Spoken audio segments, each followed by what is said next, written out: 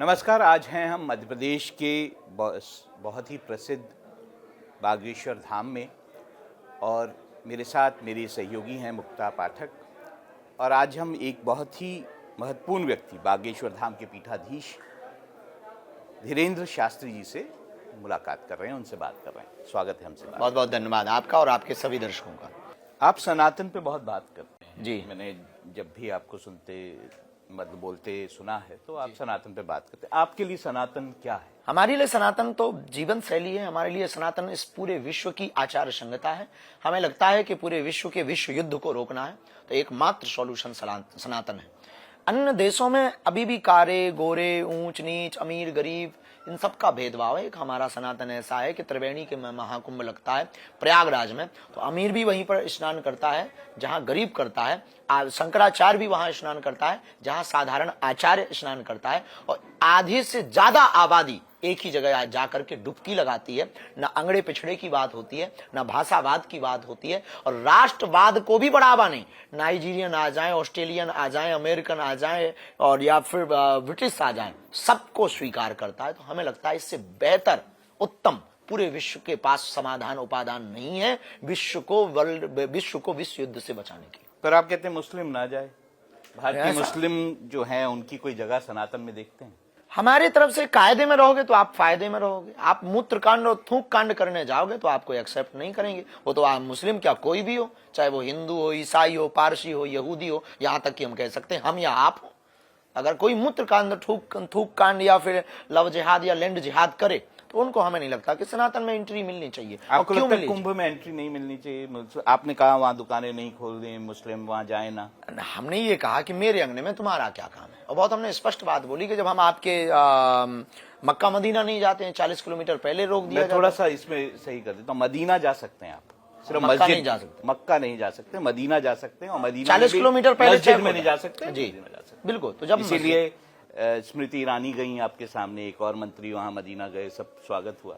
जब आपके हम धर्म जगहों पर प्रवेश नहीं कर सकते तो आप हमारे त्रिवेणी संगम के बारे में नहीं जानते, सनातन के बारे में नहीं जानते, अखाड़ों के बारे में नहीं जानते, आप त्रिवेणी की महिमा नहीं जानते, तो आप किस बात के लिए केवल बिजनेस करने जाएंगे? बिजनेस से हमें दिक्कत नहीं, बिजनेस में भी थूक कांड और मूत्र कांड वालों से दिक्कत है कि आप वहां पर अपवित्र करने जाएंगे क्या।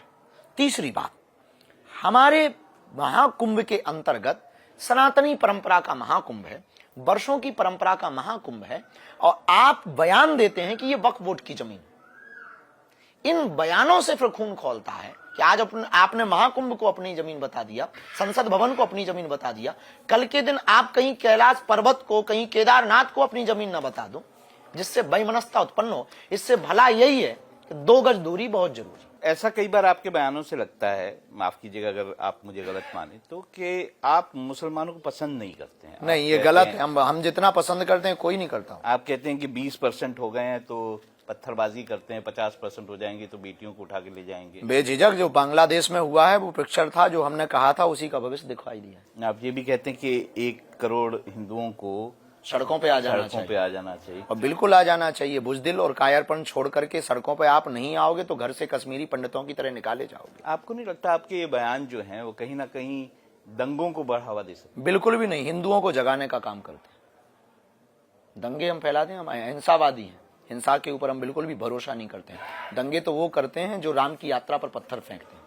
हमें लगता है कि ऐसे क्वेश्चन उन लोगों से भी एक बार जरूर पूछे जाना चाहिए। हम तो सबसे सवाल पूछते हैं। एक बात और, जब मैं आपकी सारे वीडियोस देखता हूँ, आपकी बातों को सुनता हूँ, ऐसा लगता है आपको गुस्सा बहुत आता है। नहीं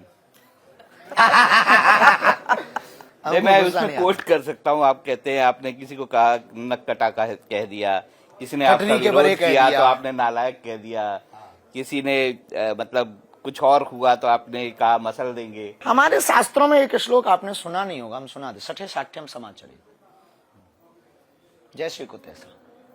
अब कोई विनती करने से नहीं माने तो राम जी ने भी धनुष बाण उठाया था।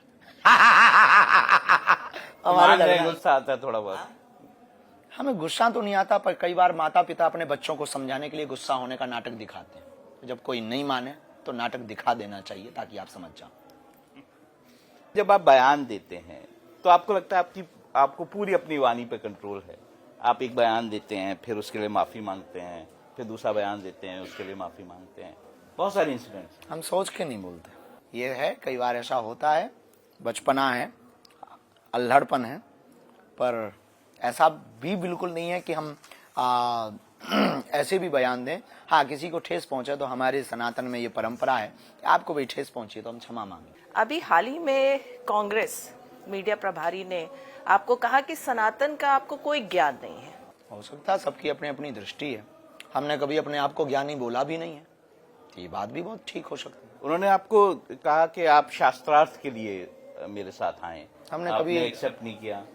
हिंदू धर्म में तो शास्त्रार्थ बहुत अच्छा माना जाता है, बहुत अच्छा माना जाता है। हम तो शंकराचार्य जी देखो ने बहुत शास्त्रार्थ सहजता किए। पूर्वक कहें कि मूर्ख को समझाए से ज्ञान गांठ को जाए, कोयला होए न उजरो, नौ मन साबुन खाए। आपको क्या लगता है गुरुजी कि आपकी प्रसिद्धि जो है चारों बगल फैली हुई है, बहुत ऊंचाई पे आप आ गए हैं, और अगर आपकी पॉपुलैरिटी की बात करें तो उसके सामने जो अन्य धर्म गुरु हैं थोड़े से वो फीके पड़ते हैं, थोड़े क्या बहुत फीके हो गए, क्या इसीलिए लोग जो हैं अब आपको आपकी निंदा करने लगे हैं? हमें ये भी नहीं लगता। हमें लगता समय का फेर है, सबकी अपनी अपनी मति है। कोई तारीफ करता है तो कोई तालियां देता है तो कोई गालियां देता है। जैसे तालियां स्वीकार करो वैसे गालियां स्वीकार। बड़े बड़े लोग शंकराचार्य, स्वामी अविमुक्तेश्वरानंद सरस्वती जी कहते हैं आप अंधविश्वास फैलाते हैं। कह सकते हैं, लेकिन हमने कभी फैलाया नहीं है। हनुमान जी से जोड़ना अगर अंधविश्वास है तो इस देश में जितने भी पूजा पाठ हो रहे हैं वो सब अंधविश्वास है। तो कह रहे हैं अगर आप में शक्ति है तो आप जोशी मठ। हमने कभी ये दावा नहीं किया है कि हम में कोई शक्ति है। हमने ये कभी कोई दावा नहीं किया कि हम में कोई शक्ति है। आप अपने आप को कैसे देखते हैं? संत के तौर पे देखते हैं, सनातन कथावाचक के तौर सिपाही पे? के तौर पर देखते हैं, गुरु के चेला के रूप में देखते हैं, भारत के और हिंदुस्तानी के एक हिंदुस्तानी होने के नाते अपने आप को देखते हैं, जगे हुए हिंदुत्व का भाव लेकर के हम अपने आप को देखते हैं, और इस बुंदेलखंड क्षेत्र के विछड़े पिछड़े इलाकों को समृद्ध बनाने की एक विजन मिशन लेकर के एक जागरूक नागरिक की दृष्टि से अपने आप को देखते हैं। हमने कभी भी ऐसा नहीं कहा कि हम बहुत ज्ञानी हैं या हमारे पास कोई बहुत शक्तियां हैं या हम भगवान हैं या हम संत। ऐसा हमने कभी कुछ बोला नहीं है। जो माने वो उनका। हम हनुमान जी के सेवक हैं, बस इतनी सी हमारा परिचय। हिंदू राष्ट्र की परिकल्पना कभी आपने सोची कि हिंदू राष्ट्र कैसा होना चाहिए? कभी आपके मन में आया? हमारे हिंदू राष्ट्र में वैदिक पद्धति का न्याय हो, हमारे हिंदू राष्ट्र में गाय माता को राष्ट्र माता का दर्जा हो, हमारे हिंदू राष्ट्र में रामचरितमानस को कोई जला ना पाए, हमारे हिंदू राष्ट्र में पालघर जैसा कांड दोबारा ना हो पाए, हमारे हिंदू राष्ट्र में नारी भोग्या नहीं पूज्या हो, हमारे हिंदू राष्ट्र में वैदिक सदग्रंथों प्राचीन सनातनी संस्कृति का संरक्षण हो, संवर्धन हो, हमारे हिंदू राष्ट्र में विचार भले ही नए हों पर संस्कार पुराने हों। इन चीजों से हम संबंधित अपने देश को देखना चाहते हैं। और हाँ, इसका मतलब हमने ये कहा विचार नए हों, संस्कार भले ही पुराने हों। तो इसका मतलब ये नहीं कि हम भारत को पीछे ले जाना चाहते हैं, हम नए विचारों के साथ अपने संस्कारों को चलाना चाहते हैं। तो आज की सदी में हम भारत को देखना चाहते हैं। नए विचारों में आपको क्या लगता है? कोई ऐसे पुराने विचार हैं जिनको? हाँ, ऐसी बहुत सी क्रोतियां हैं। बलि प्रथा है, मंदिरों के वीवीआईपी दर्शन है, बलि प्रथा है, और रूढ़िवादिता है, और अभी भी वो पिछड़े विछड़े के नाम पर लड़ाइयाँ हैं, दलित के नाम पर लड़ाइयाँ हैं, ऊंच नीच के नाम पर लड़ाइयाँ हैं। मंदिरों के बाहर लगाए जाते हैं कि जूता चप्पल बाहर छोड़ कर आइए, हम इसके ठीक खिलाफ हैं, आप जात पात बाहर छोड़ करके आइए। तो ये कुछ रूढ़िवादी परंपराएं, प्राचीन परंपराएं, जिनको हमें लगता है कि ठीक तरीके से हमारे आचार्य महापुरुष मंडलेश्वर हम सब मिलकर के और सभी सनातनी इस पर मिलकर के कार्य करें तो हमें लगता है भारत बहुत समृद्ध भी बनेगा।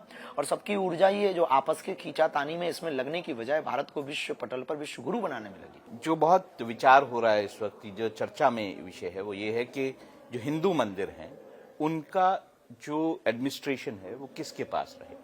क्या वो सरकार के पास रहना चाहिए या फिर वहां धर्माचार्यों के पास रहना चाहिए? सरकार के पक्ष में ना रहने के दो कारण। एक तो सरकार के पक्ष में रहने जरूरी नहीं कि सभी अधिकारी डिवोटी हो गए या स्पिरिचुअल हो गए, एक सबसे बड़ी कारण। तो सरकार भी जो ऐसा एडमिनिस्ट्रेशन करती है उसमें पूजा जो करने वाले हैं वो पुजारी होते हैं, लेकिन व्यवस्था करने वाले पूजा करने वाले से ज्यादा महत्वपूर्ण होते हैं। पुजारी पूजा वही करेगा जो भगवान के सन्मुख के पास की, पर व्यवस्था वही होगी जो एडमिनिस्ट्रेशन उस समय का ऑफिसर चाहेगा। तो वो अगर चाहेगा कि ऐसा हो तो वैसा ही होगा। जो चूंकि जो तिरुपति वाला कांड बाद में आया, अब उसमें कारण कुछ भी रहा हो वो जांच का विषय है, वो हम सबका विषय तो नहीं है। पर हम उसमें यही चाहते हैं कि भारत अगर अपने अधिग्रहण से मंदिरों को मुक्त करेगी तो उन मंदिरों के मठों में आने वाली हिंदुओं के द्वारा दी जाने वाली चढ़ोतरी से, दान पेटियों से गरीब घरों की बेटियों का घर बसाया जा सकता, एजुकेशन के लिए बड़ा काम किया जा सकता, हेल्थ के लिए बड़ा काम किया जा सकता है, एवं जल संरक्षण के लिए बहुत बड़ा काम किया जा सकता है, प्रकृति संरक्षण के लिए बहुत बड़ा काम किया जा सकता है।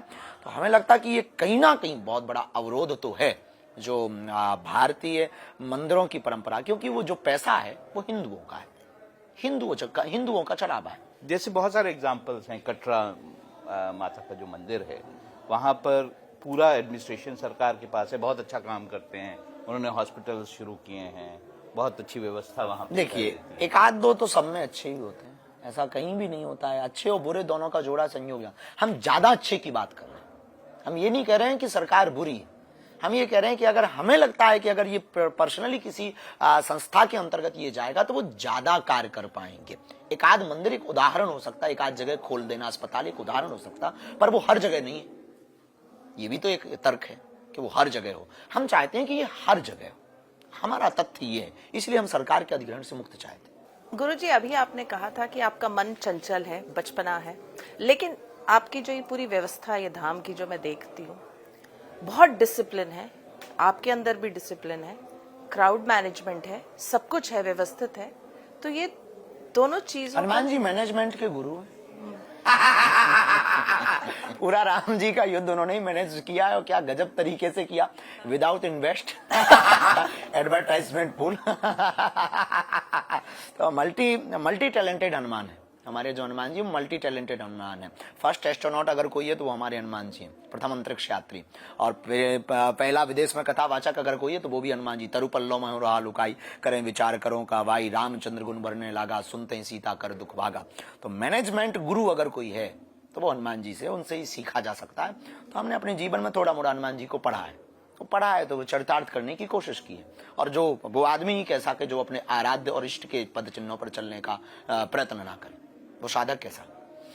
आपको आने वाला जो आपका कार्यक्रम है जिसमें आप ये एक हॉस्पिटल जो है शुरू करने जा रहे हैं, उसके लिए हमारी तरफ से बहुत बहुत शुभकामनाएं। और हमसे बात आपके सभी दर्शकों को बहुत बहुत धन्यवाद। और फिर से हम अंत में यही कहेंगे कि देश के मंदिरों की दान पेटियां गरीबों की बेटियों के लिए खोला जाएगा तो भारत विश्व गुरु बनेगा। धन्यवाद।